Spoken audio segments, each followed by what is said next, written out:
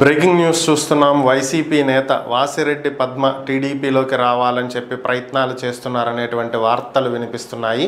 దీనికి గల కారణాలను ఒకసారి పరిశీలించినట్లయితే మార్చిలో ఆమె రాజీనామా చేయడం జరిగింది. ప్రత్యక్ష రాజకీయాల్లోకి వస్తున్నానని, ఎమ్మెల్యేగా పోటీ చేయబోతున్నానని, అందుకనే తన పదవికి రాజీనామా చేయటం జరిగింది అని చెప్పి ఆమె చెప్పడం జరిగింది. అయితే ఆ తర్వాత ఆమెకు టికెట్ దక్కలేదు. దీంతో జగన్మోహన్ రెడ్డి టికెట్ ఇస్తానని చెప్పి మాట ఇచ్చి మాట తప్పారని, ఆమె గత కొద్ది కాలంగా వైఎస్ఆర్ కాంగ్రెస్ పార్టీకి సంబంధించినటువంటి వ్యవహారాలలో అంటీ ముట్టనట్టుగా ఉంటుంది అనేది సమాచారం. అయితే ఇప్పుడు నామినేటెడ్ పదవులకు సంబంధించి చైర్మన్లని నియమిస్తున్నారు. ఈరోజు 20కి చెందిన 20 నామినేటెడ్ పోస్టులను ప్రకటించడం కూడా జరిగింది.